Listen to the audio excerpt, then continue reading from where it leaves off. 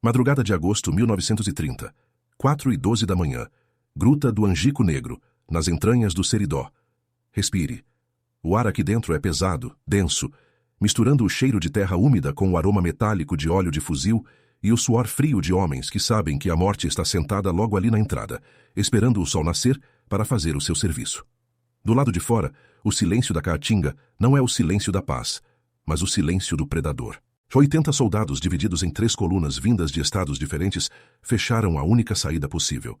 Eles não vieram para prender. Eles vieram para apagar um mito. Lá dentro, Virgulino Ferreira da Silva, o Lampião e apenas 12 de seus homens mais fiéis. As ordens das volantes são claras e cruéis. Não deve sobrar um rastro de sangue, uma sombra ou um suspiro.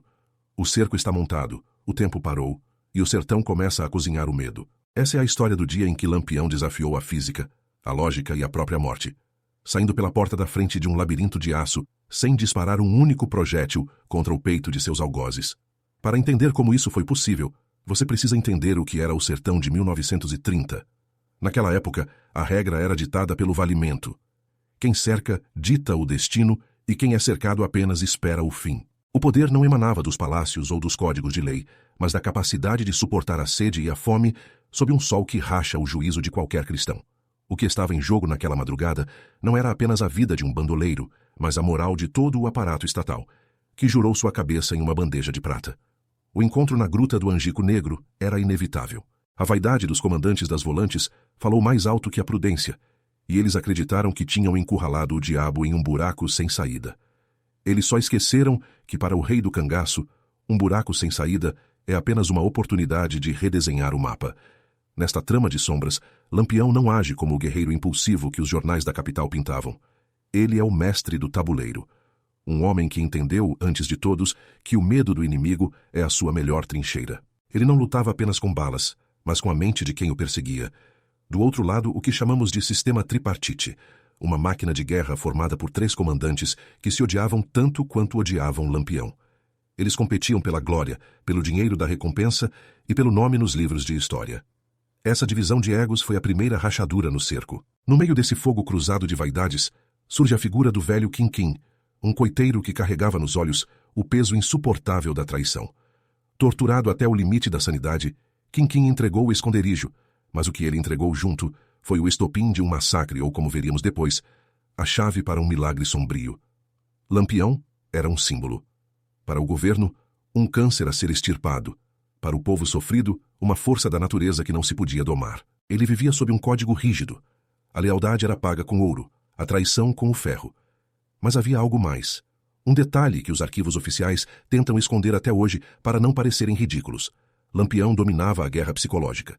Ele sabia que o soldado da volante, por mais armado que estivesse, ainda era um homem do sertão, criado com histórias de lobisomens, botijas de ouro e corpos fechados por orações de cura. Ele sabia que, no escuro da noite, um fuzil Mauser pesa menos que uma superstição bem plantada. O plano das volantes era perfeito no papel. O cerco foi fechado em 3 níveis de profundidade. Se Lampião passasse pela primeira linha, a segunda o abateria. Se, por um milagre, vencesse a segunda, a terceira estaria lá para garantir que nenhum cangaceiro respirasse o ar do dia seguinte. Eles montaram acampamento e decidiram esperar. A estratégia era simples. A sede faria o trabalho sujo. Sem água lá dentro, o capitão teria que sair para se entregar ou morrer de joelhos. Mas o que ninguém contava era com a preparação obsessiva de Virgulino. Ele não era apenas um fugitivo. Ele era um estrategista que conhecia cada pedra, cada espinho e cada eco daquela gruta. Enquanto os soldados lá fora sentiam o cansaço começar a pesar nas pálpebras, lá dentro o silêncio era absoluto. Lampião ordenou algo que parecia loucura. Cada homem deveria rasgar suas roupas e amarrar tiras de pano nos cascos dos cavalos e nas próprias sandálias de couro. Nenhum som de metal contra a pedra, nenhum estalo de madeira seca. O objetivo era a invisibilidade sonora. Mas a invisibilidade que ele buscava era mais profunda. Ele estava costurando um voto de cegueira entre os seus perseguidores. A primeira prova de que algo estranho estava acontecendo veio através de um token, um pequeno objeto que carregava uma carga simbólica imensa, uma moeda de prata furada. Um dos soldados da volante, o sargento mais experiente da tropa, carregava essa moeda pendurada no pescoço por um cordão de couro. Para o sertanejo daquela época, aquela moeda não era dinheiro, era uma dívida de vida. Dizia-se que quem possuía uma moeda furada, dada por um inimigo respeitado, Estava sob um pacto de omissão. Era o sinal de que, se o momento chegasse, os olhos deveriam se desviar e o dedo no gatilho deveria hesitar. Essa moeda simbolizava o terror que Lampião impunha. A ideia de que enfrentar o capitão de frente era um suicídio espiritual. As primeiras 24 horas de cerco passaram sem que um único som saísse da boca da gruta. O calor do Seridó começou a castigar a própria polícia. O suprimento de água das volantes, que deveria durar dias, começou a escassear por causa de má gestão e do sol inclemente. A pressão psicológica mudou de lado. Os soldados, olhando para aquela abertura escura na pedra, começaram a ouvir coisas. Rumores de que Lampião não estava sozinho, mas protegido por entidades da terra, começaram a circular pelos acampamentos. A disciplina, antes férrea, começou a se esfarelar diante da exaustão e da superstição. Foi quando o primeiro bilhete apareceu. Uma criança, vinda do nada em meio ao mato seco, entregou um pedaço de papel amassado ao comandante da primeira volante. Não havia ameaças, apenas uma frase que fez o oficial empalidecer sob o sol de meio-dia. O bilhete dizia que o tempo não pertence a quem espera, mas a quem domina o silêncio. Na marca das 40 horas de cerco, o pânico silencioso se instalou definitivamente. O cerco estava impecável. Nenhum homem havia saído, nenhuma bala havia sido disparada, mas o inimigo parecia ter evaporado no ar quente da tarde. Os comandantes, cegos por seus próprios egos, começaram a discutir entre si. A união das três volantes, que deveria ser a força definitiva, tornou-se sua maior fraqueza. Cada um suspeitava que o outro estava facilitando a fuga ou negociando em segredo com o cangaceiro. Lampião, lá de dentro, sentia o cheiro dessa discórdia. Ele sabia que o cansaço transforma homens bravos em fantasmas de si mesmos.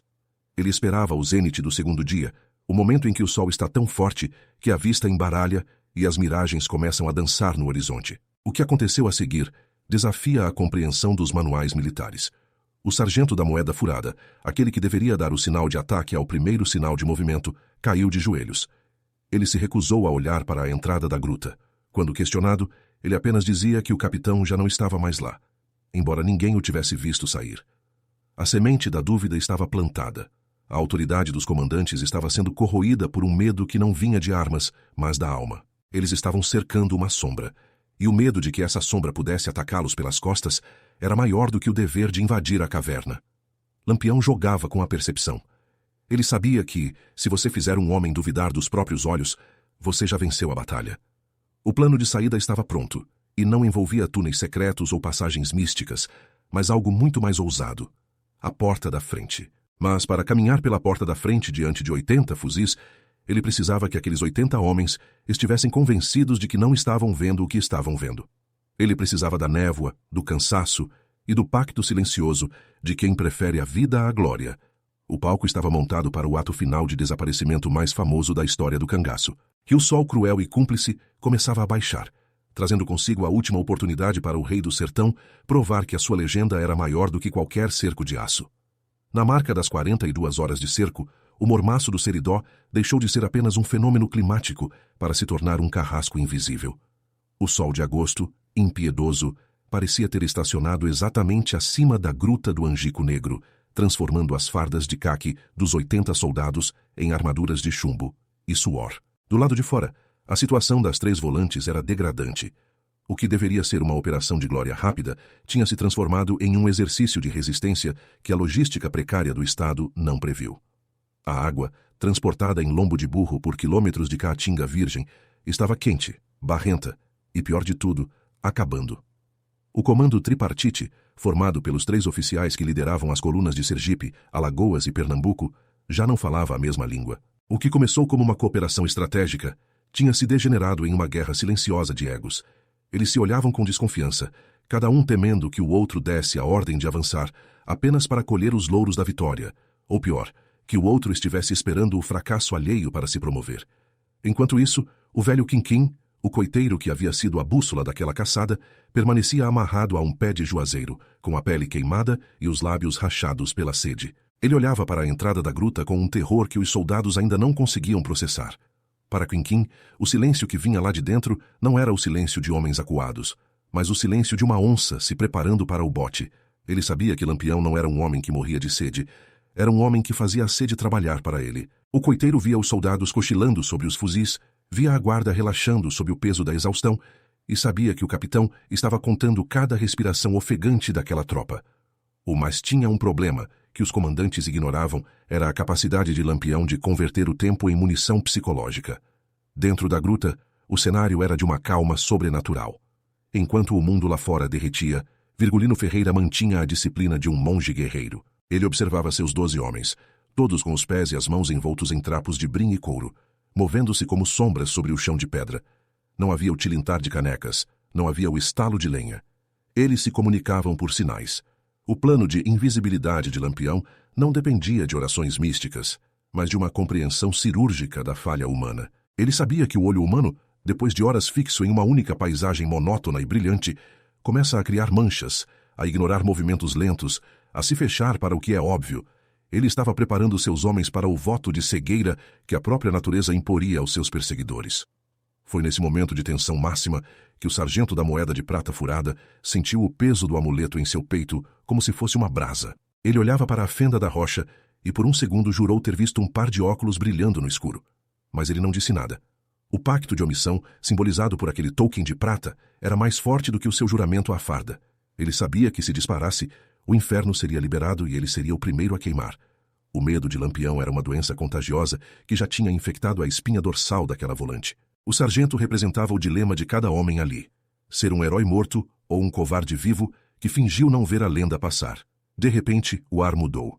No sertão, em pleno agosto, o tempo costuma ser uma linha reta de calor. Mas naquela tarde, uma inversão térmica súbita começou a trazer uma névoa baixa e estranha. O chamado sereno de pedra, que começou a rastejar pelo chão da caatinga. Era o fenômeno que Lampião esperava. A visibilidade, já prejudicada pelo cansaço e pelo brilho do sol, tornou-se turva, leitosa. As silhuetas dos chique-chiques e dos mandacaros começaram a se confundir com figuras humanas. Os soldados, em estado de alerta máximo e exaustão extrema, começaram a ver cangaceiros em cada galho seco. O dedo nervoso começou a se tornar um perigo real, não para o inimigo, mas para eles mesmos. O comandante Bezerra, o mais impetuoso do trio, sentiu que o controle estava escorregando por entre seus dedos. Ele deu 3 passos em direção à gruta. O fuzil em punho, mas parou. O silêncio que emanava da escuridão era tão denso que parecia uma barreira física. Ele olhou para trás e viu seus homens, sombras de soldados, com os olhos fundos e a alma quebrada. Ele percebeu que se desse a ordem de invasão agora, haveria um massacre, mas não necessariamente dos cangaceiros. Em um ambiente fechado, escuro e contra homens que não tinham nada a perder, a vantagem numérica das volantes desaparecia. Eles eram o sistema, a máquina pesada e lenta, tentando esmagar uma sombra que se movia entre as frestas. A virada aconteceu às 17h40. Uma criança, um menino de não mais de 10 anos, maltrapilho e com os olhos carregados de uma sabedoria antiga, emergiu do mato fechado, passando por entre as sentinelas como se fosse um espírito. Ele não correu, não gritou.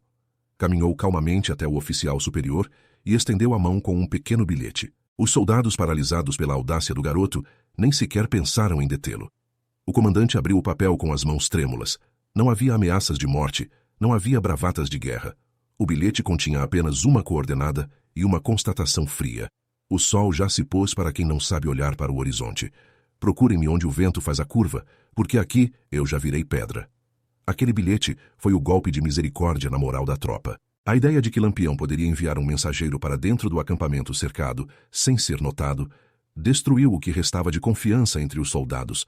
Eles começaram a se perguntar: se o menino entrou e saiu, quem mais estava entre eles? A paranoia se espalhou como fogo em capim seco. O comandante olhou para a gruta e, pela primeira vez, sentiu uma dúvida atroz. Estariam eles realmente cercando alguém? Ou estariam apenas guardando um túmulo vazio, enquanto o rei do cangaço ria deles de algum topo de serra próximo? Lá dentro, Lampião deu o sinal. Não foi um grito, mas um toque leve no ombro do seu imediato.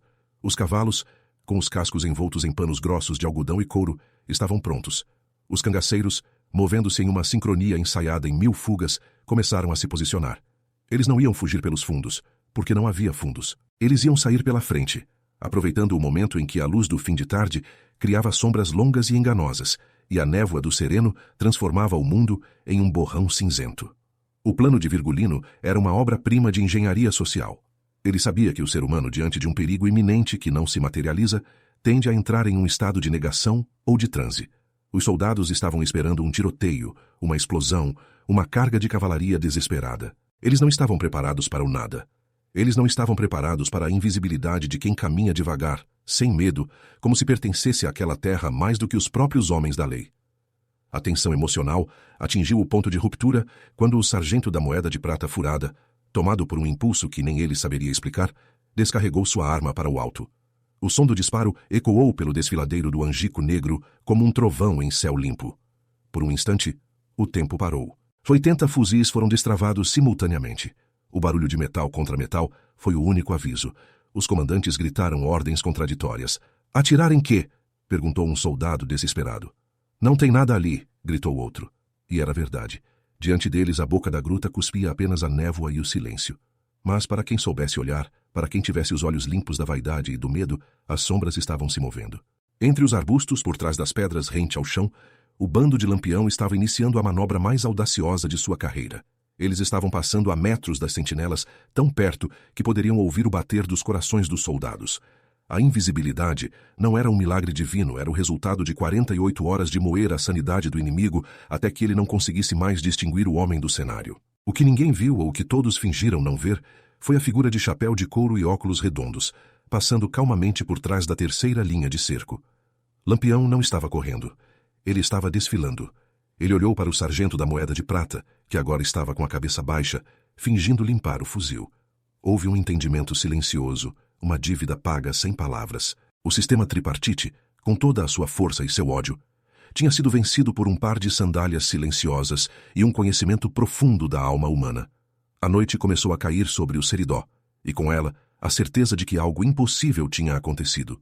O cerco ainda estava lá, os soldados ainda estavam em seus postos, os comandantes ainda planejavam a invasão para o amanhecer, mas o coração da gruta já estava frio. O rei do cangaço tinha saído pela porta da frente, deixando para trás apenas o bilhete de uma criança e o gosto amargo de uma derrota que não teve uma única gota de sangue derramada, ainda. Porque Lampião sabia que a verdadeira punição para quem tenta encurralar uma lenda não é a morte, mas a vergonha eterna de ter tido o destino nas mãos e ter permitido que ele escorresse entre os dedos, como a areia do sertão. Nas próximas horas, a névoa se dissiparia. O sol voltaria a brilhar e a realidade bateria à porta das volantes com a força de um martelo. Mas por enquanto, no crepúsculo de Angico Negro, o que reinava era a dúvida. Lampião era um homem, ou ele era o próprio sertão, impossível de ser cercado, impossível de ser domado, e sempre pronto para desaparecer diante dos olhos de quem o teme. 18h22. O sol finalmente mergulhou atrás das serras, deixando para trás um rastro de sangue no horizonte, e uma escuridão que no sertão não chega devagar, mas cai como uma cortina pesada. Agora, esse é o momento em que a realidade se dobra. Os 80 soldados das 3 volantes exaustos, sedentos e com os nervos em frangalhos, estão posicionados em um semicírculo perfeito em volta da gruta do Angico Negro. Os fuzis estão apontados, os dedos estão encostados nos gatilhos frios, mas algo está errado. O silêncio que emana da caverna não é o silêncio de quem se esconde. É o silêncio de quem já não está mais lá. Ou pior, de quem está em todo lugar ao mesmo tempo. O sargento da moeda de prata furada sente um arrepio que não vem do vento noturno, mas de uma certeza que começa a brotar no fundo de sua alma. O capitão não vai sair atirando. Ele vai sair caminhando. Para você entender o que aconteceu naqueles minutos finais, é preciso despir-se da lógica comum e mergulhar na mente de um homem que viveu 17 anos sendo caçado como um bicho, mas pensando como um mestre. Lampião sabia que, após 48 horas de cerco, a visão dos soldados já não pertencia a eles, mas ao medo.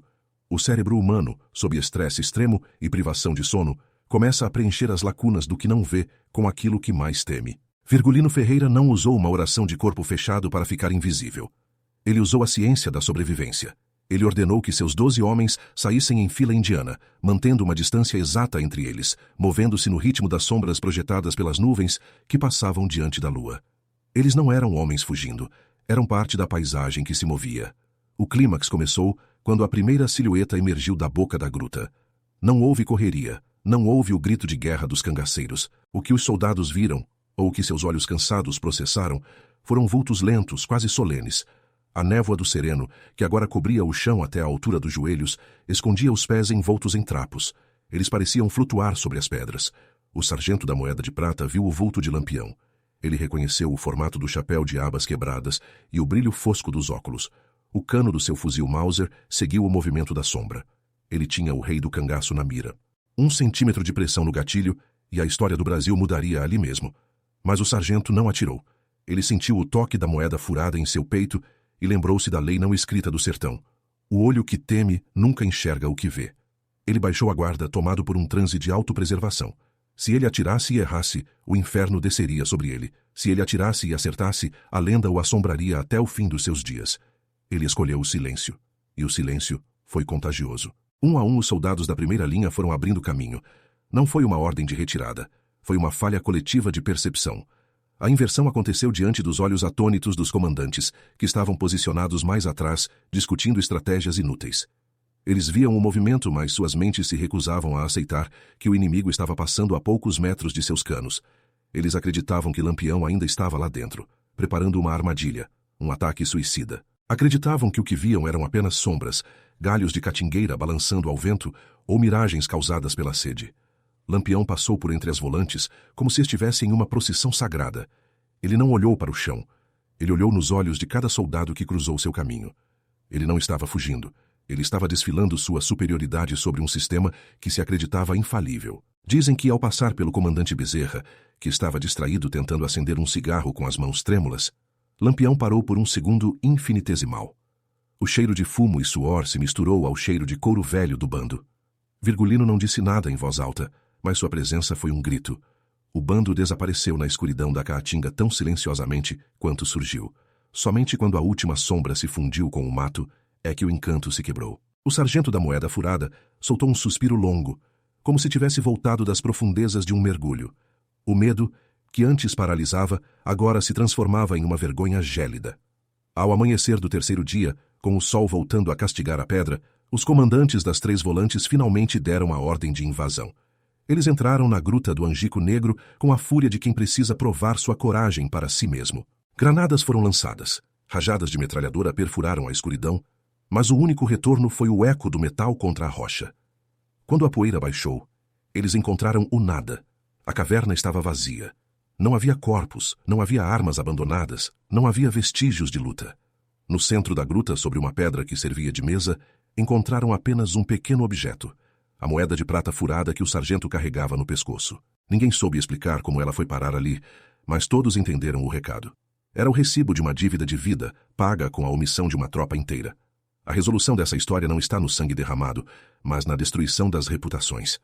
Nas 72 horas seguintes, a notícia de que Lampião havia ficado invisível e escapado de 80 homens bem armados se espalhou como fogo em capim seco por todo o Nordeste. Os comandantes das volantes que esperavam medalhas e promoções enfrentaram processos, humilhações públicas e desonra. Eles foram vítimas de uma falha coletiva de percepção, um termo técnico usado pelos tribunais militares para esconder o fato de que o medo de um homem tinha sido maior que a força do Estado. Eles perderam patentes, perderam o respeito e, acima de tudo, perderam a paz. Lampião, por outro lado, viu sua legenda atingir um patamar quase divino. O episódio do Angico Negro selou a ideia de que ele não era apenas um cangaceiro, mas uma força da natureza que dominava a alma dos seus inimigos. Ele provou que o segredo da guerra não é a quantidade de balas, mas o controle da narrativa e do medo alheio. A partir daquele dia, o sertão aprendeu uma lei universal, que ainda ecoa entre as pedras do Seridó.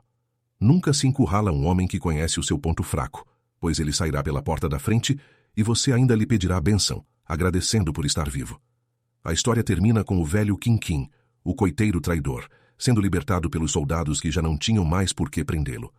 Ele voltou para sua pequena roça, mas nunca mais olhou para a gruta do Angico Negro sem tirar o chapéu. Ele sabia o que os livros oficiais tentariam apagar, que a invisibilidade de Lampião foi tecida com o fio da covardia humana e a agulha da superstição. O rei do cangaço continuaria sua jornada por mais alguns anos, mas aquela noite de agosto foi o seu verdadeiro triunfo.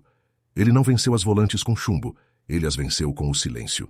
No sertão, a sombra de um homem pesa muito mais que o seu próprio corpo, e a lembrança daquela fuga ainda assombra os descendentes dos soldados que estavam lá. Eles contam em voz baixa que, às vezes, nas noites de névoa baixa no Seridó, ainda é possível ver 12 sombras caminhando silenciosamente entre os xique-xiques, lembrando a todos que o poder não emana de quem cerca, mas de quem não teme ser cercado. Agora, pare e pense por um momento. Se você estivesse naquele cerco, com o dedo no gatilho e o suor escorrendo pelos olhos, e visse a lenda caminhando em sua direção, vindo da escuridão como um fantasma de couro e prata, o que você faria? Você atiraria para tentar virar um herói nos livros de história? Ou baixaria a guarda, tocaria o seu próprio amuleto e escolheria continuar vivo para contar essa história? A verdade é que a maioria de nós gostaria de acreditar que seria o herói. Mas o sertão ensina que a sobrevivência é a única vitória que realmente importa no final do dia. Lampião sabia disso. E ele contava com isso. Se você gosta de histórias onde a estratégia e a psicologia superam a força bruta e quer entender os segredos que os livros oficiais não contam, inscreva-se aqui no canal. Ative as notificações para não perder nenhuma das nossas investigações sobre os bastidores do poder e da sobrevivência no coração do Brasil. Tem outra história fascinante esperando por você aqui na tela. Vá lá e descubra por que, no jogo da reputação, quem domina o medo sempre dá as cartas. Até a próxima.